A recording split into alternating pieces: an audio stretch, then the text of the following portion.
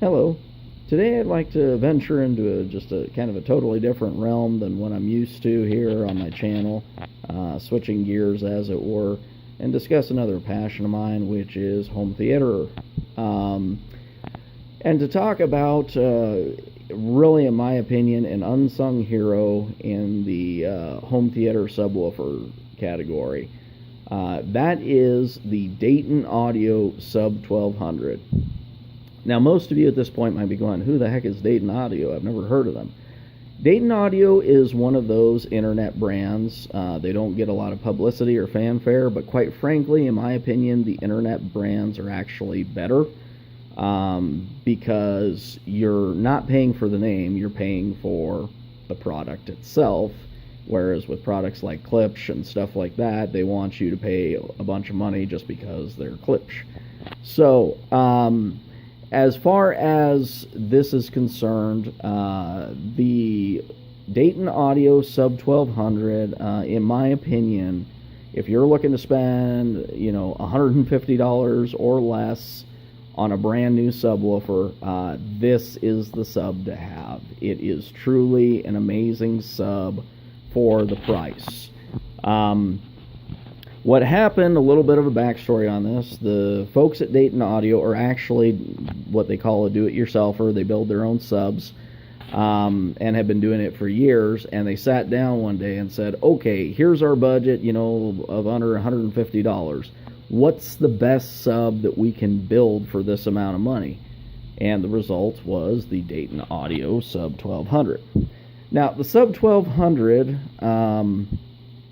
is actually kind of in that price range where it compares to a better known sub, the Polk Audio PSW10, and in my opinion there's just no contest between the two. The Polk Audio PSW10 is not really even a true subwoofer, it's more of a large low-end mid-range, just kind of cheap rumble box, and that's about all it is. Whereas the Polk Audio PSW10 is actually, or I'm sorry, not the Polk Audio PSW10, the Dayton Audio Sub 1200 is in fact closer to a true subwoofer. I'm going to go ahead and cover the differences between the two. First and foremost, the Dayton Audio Sub 1200 is a 12-inch sub, whereas the PSW10 from Polk is a 10-inch sub. So right off the bat, you're getting a larger sub, which generally speaking is better for range and low-end response. The second thing is continuous power, or RMS power. As any person who's an audio fan can tell you, the continuous power is a far more realistic representation of a subwoofer's true capabilities. The Polk Audio PSW10 claims 100 watts. Well, it turns out that's actually peak power. Continuous power, it is only capable of producing 50 watts. And as such, by subwoofer standards, that's just pathetically weak. The Dayton Audio Sub 1200, they don't even rate peak power. They just focus on the real stat, which is the continuous power, is 120 watts. So you're getting not only a 12-inch sub versus a 10, you're also getting more than double the power for continuous wattage. Now, the Dayton Audio is a front-firing sub. Personally, I prefer that. I know some people like the down-firing ones. But if you've got a room that's carpeted like mine, a down-firing sub, has a tendency to get kind of muffled a little bit by that, whereas the front-firing sub, it just pushes everything straight out into the room. As I said, that's just a personal preference of mine. Different people argue different things. It's just a personal preference. It does, however, have a down-firing port. There is a port in the middle of the sub on the bottom. So it is ported, and it does have a down-firing port.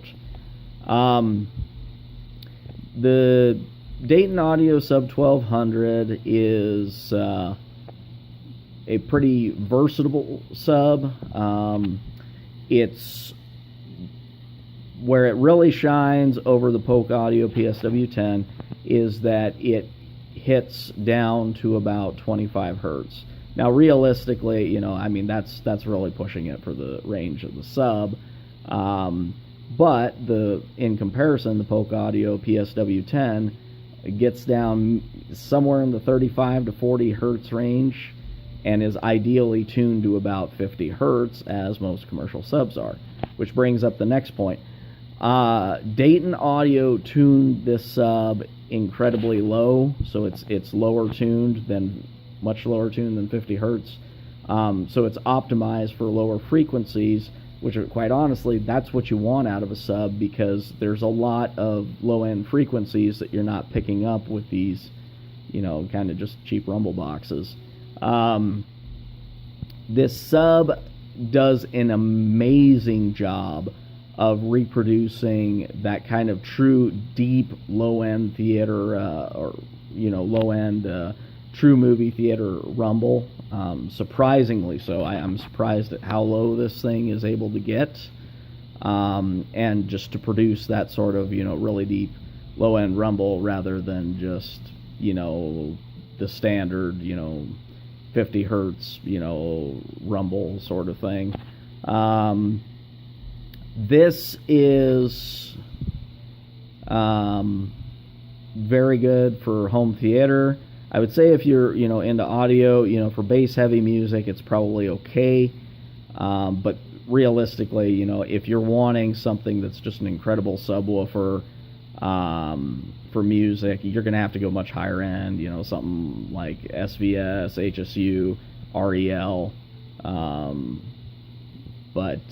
But it does okay, you know, for the price and for the money. And as I said, you know, no sub in this price range or even close to it is going to be great for music.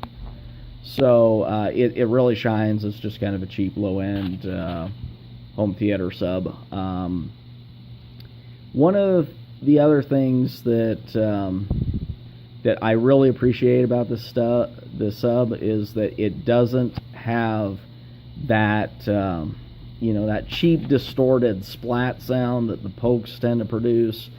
They're terrible at it. I've tried out a bunch of them, and they just produce that distorted splat sound. It has about all the grace and accuracy of an old lady falling down the stairs. You're only going to get that with the Dayton Audio if you literally crank the heck out of everything on your amp. The amp on the sub, you know, I mean, cranking up, like, you know, adding 15 decibels or whatever to your subwoofer on your amp, and then cranking this thing all the way up. That's about the only time you're going to hear anything close to that. Whereas the Polk I used to have, it would just sit there and just splat all the time and produce that sort of, you know, hideous distorted sound. So what I've done with this subwoofer is, you know, I discovered something early on.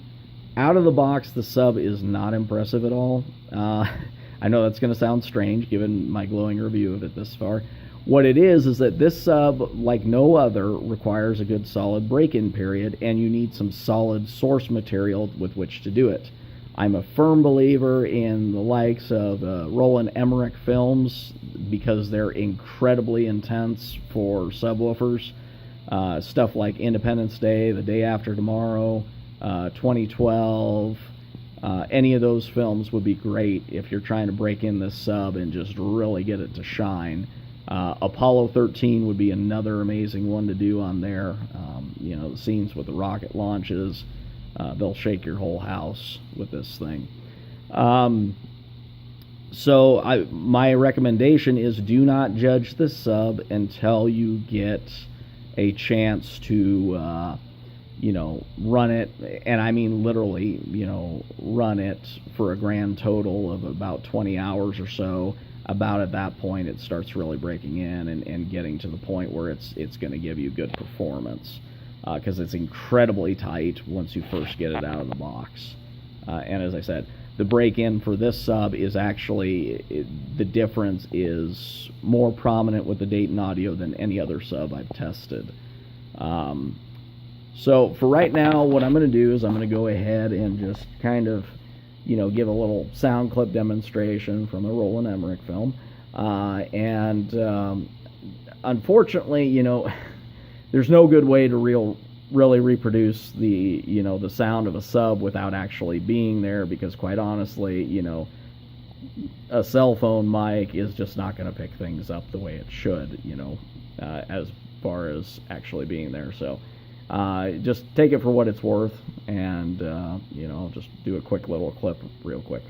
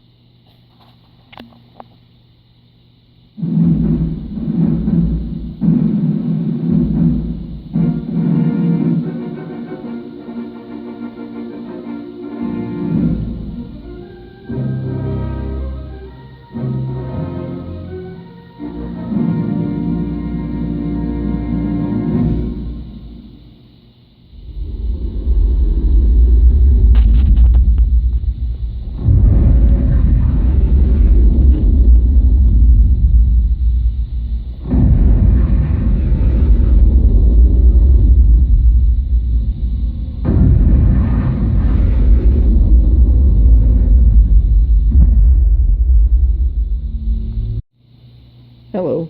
Today I'd like to venture into just a kind of a totally different realm than what I'm used to here on my channel, switching gears as it were, and discuss another passion of mine, which is home theater. And to talk about, really in my opinion, an unsung hero in the home theater subwoofer category. That is the Dayton Audio Sub 1200. Now, most of you at this point might be going, who the heck is Dayton Audio? I've never heard of them. Dayton Audio is one of those internet brands. They don't get a lot of publicity or fanfare, but quite frankly, in my opinion, the internet brands are actually better, because you're not paying for the name, you're paying for the product itself. Whereas with products like Klipsch and stuff like that, they want you to pay a bunch of money just because they're Klipsch.